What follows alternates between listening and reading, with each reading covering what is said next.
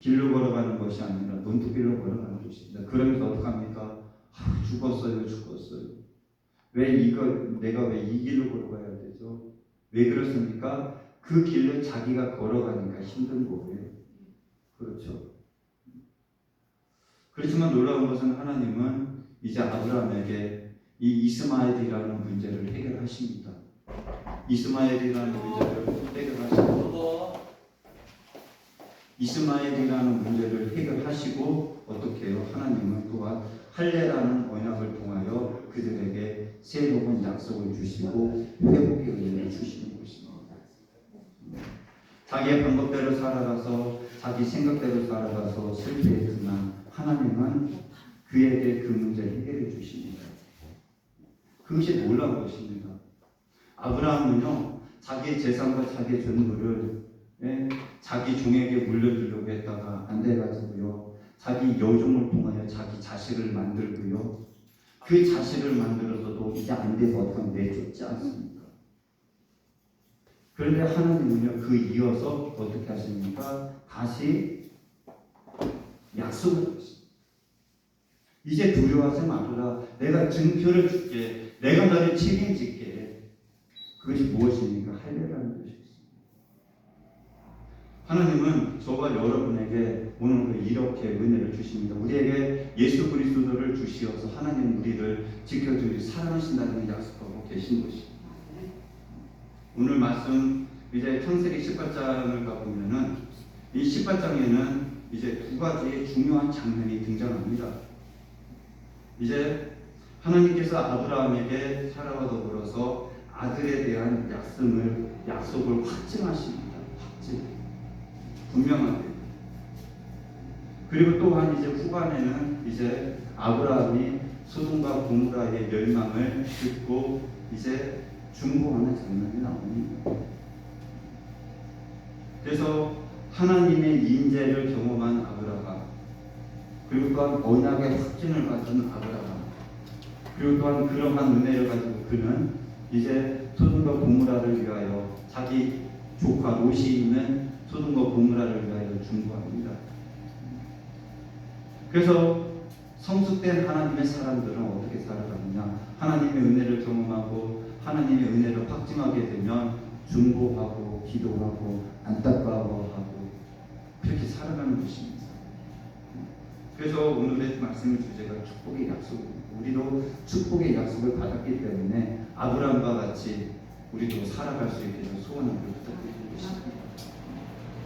오늘 창세기 18장 우리 1절에서 8절까지 오늘 말씀을 보면은 이제 하나님이 아브라함에게 임재하시고 나타나시는데요. 여기 보니까 이제 1절에 보니까 이렇게 말씀하고 있습니다. 여기서 마므레의 상수리 나무들이 있는 곳에서 아브라함에게 나타나시니라. 날이 뜨거울 때 그가 장막문에 앉아있다가 이렇게 말합니다. 1절에서는요 하나님이 아브라함에게 나타나셨다고 합니다. 근데 2절 이 후반절에 어떻게 나타나십니까? 사람 셋으로 나타나십니다. 이 말씀 잘 보면요 사람 셋이 상수리 그늘에서 쉬고 있는데 아브라함에게 나타납니다. 근데 하나님 1절에는 하나님이 나타났다. 사람 셋으로 인하여 나타난 것입니다. 그래서 이 말씀이 사실 문법적으로 말하면 한글 그냥 글자로 해석을 하면 이해가 안 됩니다. 하나님이 나타났는데 어떻게요? 사람 셋이 나타났어요. 말이 됩니까? 이 말인지 좀 그런 거예요. 하나님은 하나님 자신이 나타나시고 또 우리에게 말씀하실 수 있지만 우리가 일상생활 속에서 하나님은 임재하신다는 것입니다. 아멘. 우리의 직장 속에서, 나의 인생 속에서, 나의 어려움 속에서, 나의 가정에서, 나의 일터에서 하나님은 나타나신다는 것입니다. 때로는 사건을 통하여 나타나시고요, 때로는 이웃 사람을 통하여 나타나고요, 때로는 자녀들을 통하여 나타나고요, 때로는 남편을 통하여 나타나고요. 여러 모양으로 하나님은 우리에게 나타난다는 것입니다. 오늘 1절에서 8절에서 하나님은 아브라함에게 그냥 사람 셋으로 나타났어요. 그런데 놀라운 것은 이 아브라함이 그 남자 셋에게 급히 달려가서 그에게 인사를 하고 맞이하고 그 급증이 생깁니다. 언젠가도 한번 말씀드린 것도 있지만 고대 근동에서는 이제 자기 집에 이러한 길에 돌아다니는 사람을 손님으로 맞아들이면요 그것이 신호로 알았습니다. 그래서 축복의 방법으로 알았습니다. 그래서 많은 사람들이요 길에서 막 떠도는 사람이 있으면 자기 집으로 모셔다가 급증이 돼서 본답니다. 왜? 복을 받는. 우리 고향에서도 옛날에는 지금 그렇지 않지만 갑자기 이제 한 1년에 한 번, 두 번씩 저희 시골집에 오시는 할머니가 계셨어요. 그런데 그분이요 말도 안 하고 와요. 갑자기요 누구 있어 하고 들어오면 그분이에요. 그분이 오시면 며칠이나 있는 줄 압니까? 일주일씩 있어요. 일주일씩. 아무 말도 안 하고 와서 그냥 오면은 무엇을 사가지고 오느냐? 은단 사탕 있죠? 네, 그거 한 봉다리를 사가지고 딱 와요. 그러면 그거 풀어놓고 일주일을 있어요. 그럼 또 가는 것도 갑자기 가요. 근데 지금 그렇게 하면 어떤 난리 나겠죠. 예전에는 그러한 경우가 허다했다고 하죠. 이 당시도 마찬가지입니다. 이 아브라함은 급증이 생깁니다. 놀라운 것은 그런데 하나님이 그 사람 셋으로 나타나셔서 이제 아브라함과 사라에게 무엇을 약속하십니까? 9절에서 15절에 보니까 이제 불가능을 가능하게 하는 말씀을 하는 것입니다. 9절에 보니까 이렇게 말합니다. 그들이 아브라함에게 이르되 내 아내 사라가 어디 있느냐 대답하되 장막에 있나이다. 그리고 10절에 그가 이르시되 내년 이맘때 내가 반드시 내게로 돌아오리니 내 아내 사라에게 아들이 있으리라 하시니라. 사라가 그 뒤 장막문에서 들었더라. 9절 10절에는 이 말씀은요 사라와 아브라함에게요 이해가 안 되는 것입니다. 하나님은 이해가 안 되는 방법으로 나타나시고 또한 이해가 안 되는 말씀을 그들에게 하십니다.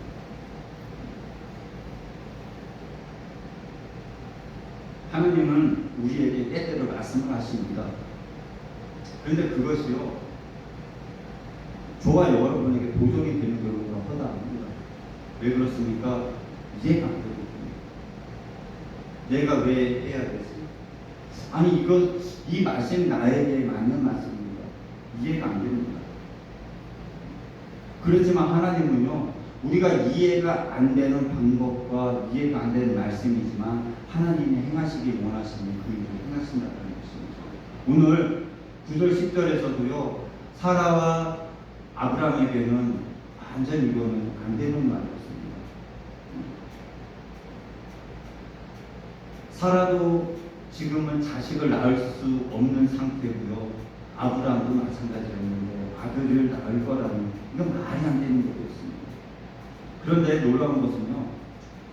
우리가 먼저 이 앞장을 이해를 하면 그들을 이해를 할 수가 있습니다. 16장, 17장의 그 역사를 통하여 아브라함은 어떠한 약속을 받았습니까? 할례의 언약을 받았어요. 그렇죠? 하나님이 주인되고 하나님의 백성으로서 인칭을 받았습니다. 하나님이 책임진다고 하셨어요. 그런데 오늘 9절, 10절의 이 말씀 속에서 하나님의 말씀을 들을 때 그들은 어떻게 했습니까? 의심은 됐지만 그들은 믿었다라는 것이. 그래서 히브리서에 보면은 아브라함을 믿음의 사람이라고 하는 것입니다.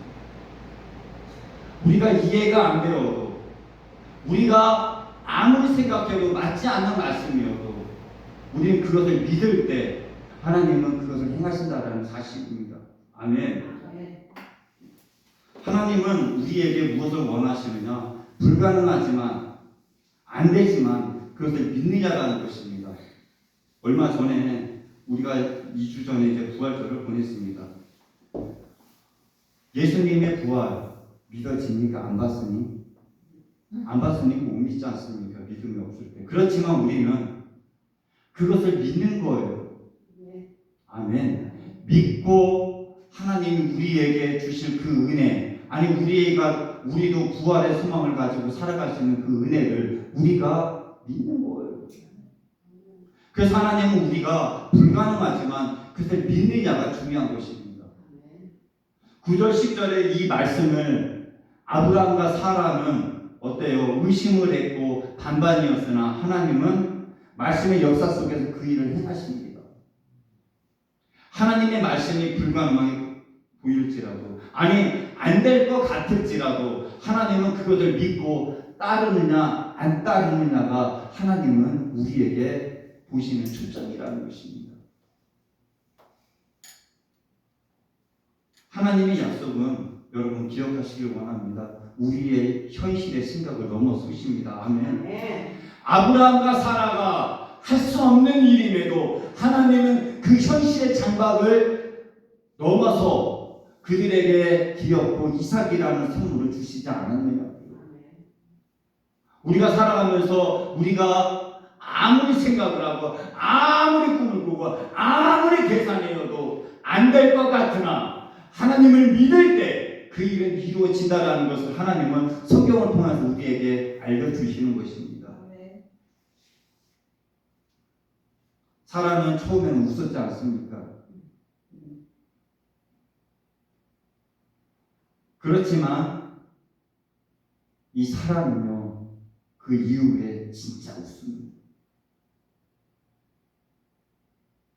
처음의 웃음은 그럴까? 그렇지만 하나님의 역사는 진짜 그렇게 하셨어요. 아멘. 우리가 의심을 가고 될까 안 될까? 아닙니다. 그것은 되는 것입니다. 그것이 하나님의 역사이고. 그래서 14절에 이렇게 말씀하지 않습니까? 여호와께서 능하지 못한 일이 있겠느냐? 기한이 이를 때에 내가 내게 돌아오리니 사라에게 아들이 있으리라. 13절에 사라가 그 웃는 그 사라의 모습을 보시고 14절에 하나님께서 말씀하신 것입니다. 웃지 마라. 나에게는 능치 못한 일이 없다. 사라야, 결코 너가 아들을 낳을 것이다. 우리 교회도 마찬가지고 우리 성도 여러분들 개개인 삶도 마찬가지입니다. 어쩌면 우리가 하나님을 믿고 살아갈 때 지금 어쩌면 이 13절과 같이 살아가 웃는 모습일 수도 있습니다. 과연 우리 교회가 어떻게 될까? 내가 어떻게 될까? 그렇지만 하나님은 말씀하십니다. 여호와께 능하지 못한 일이 있겠느냐. 아멘. 하나님이 이 교회를 이끌어 가실 거고요. 하나님이 여러분을 이끌어 가실 거고요. 하나님이 여러분을 잡아주실 거고요. 하나님이 여러분을 사용하실 거고요. 하나님이 여러분을 축복하실 것입니다. 저는 그것을 믿습니다. 이러한 은혜를 입은 아브라함, 이제 16절 이후에는 이제 하나님이 아브라함에게 소돔과 고모라의 일을 이야기하십니다. 16절에서 18절 사이에. 그러면서 18절에 그렇게 말합니다. 아브라함아, 걱정하지 말아라. 너는 강대한 나라가 되고 천한 만민이 그로 말미암아 복을 받게 될 것이다.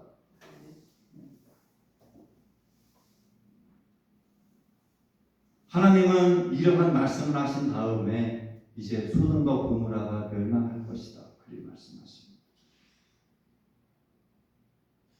어쩌면 이것은요, 아브라함이 소돔과 고모라를 택하지 않고 조카 롯에게 선택권을 준 이후에 하나님이 아브라함을 축복하신 그 장면과 연결이 되는 것입니다. 아브라함아, 네가 걱정하지 마. 동서남북을 봐라. 이 땅 내가 다 너에게 줄 것이고 하늘의 무별을 봐라. 저 별보다도 더 많게 너희 자손을 축복할 거야. 그 말씀을 반증해 주시는 거예요. 우리가 살아갈 때 무엇을 믿느냐가 중요합니다. 하나님이 나에게 주신 소망, 아니 비전, 하나님의 말씀의 은혜가 무엇이냐가 중요합니다. 하나님은 그 은혜가 나에게 주어졌다면 그것을 행하시는 거예요. 그러면서 이제 19절에 하나님이 그렇게 말씀하시고 이제 20절부터 이제 소돔 고모라를 말하는데요. 내가 그로 그 지식과 권속에게 명하여 여호와의 도를 지켜 의와 공도를 행하게 하려고 그를 택하였나니 이는 나 여호와가 아브라함에게 대하여 말하는 일을 이루려 함이니라. 이 말씀은 좀 어렵지만 어떤 말이냐면요. 아브라함은 너에게 내가 의와 공도를 행하게 할 거라는 것입니다. 아브라함을 위하여 하나님이 그 일을 행하신다라는 것입니다.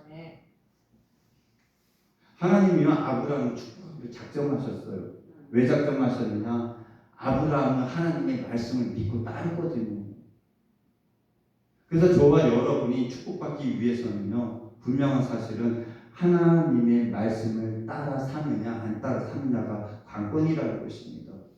세상 사람들이 따라 살지 않아도 나는 따르는 것입니다. 아니 모든 사람이 믿지 않아도 나는 믿는 거예요. 모든 사람이 말씀대로 살지 않아도 나는 말씀대로 살려고 애쓰고 힘쓰는 거예요. 그것을 하나님이 원하시는 거예요. 근데 그렇게 살아가는 아브라함에게 하나님은 축복하시지 않습니까?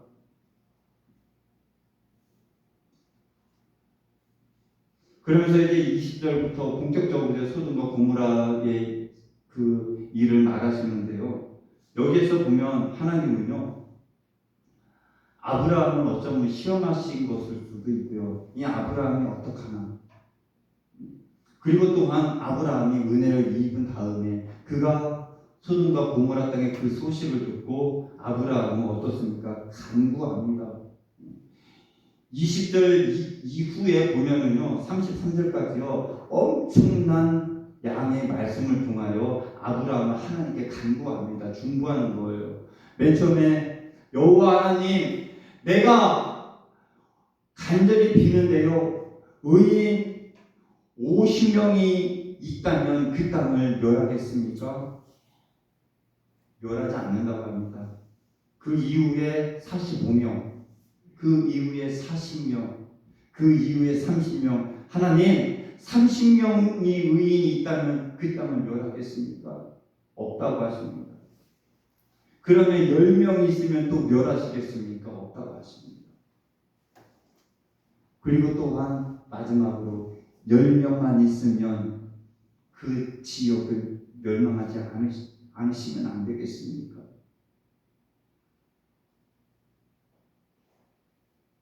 그런데 하나님은 아니라는 것입니다. 그러면서 이제 19절서부터는 이제 다음 주에 볼 건데 이제 소돔과 고모라가 이제 멸망하는데요. 우리가 살아가면서 그렇습니다. 우리가 아브라함과 같이 나의 가정과 나의 직장과 또한 교회와 나라를 위하여서 이 중보하고 기도하는 저와 여러분이 되기를 저는 간절히 원합니다. 이제 우리가 이제 5월달로 접어드는데 가정의 달입니다. 어쩌면 이 20절 이후에 이 아브라함의 이 처절한 간구는요, 자기 가정을 위하여서, 아니 자기 가족을 위해서 간구하는 것입니다. 누구? 조카로.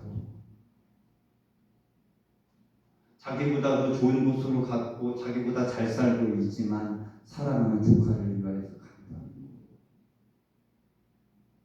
그래서 제가 왜 이 19장 이 후반절을 강조하기를 원하냐면요, 우리가 5월달 가정의 달을 살아가면서 가정을 위하여서 여러분 이런 애타는 마음으로 이 한 달을 한번 살아보시기를 소원합니다. 하나님, 50명이 있다면 그 땅을 소돔과 고모라를 멸망하시겠습니까?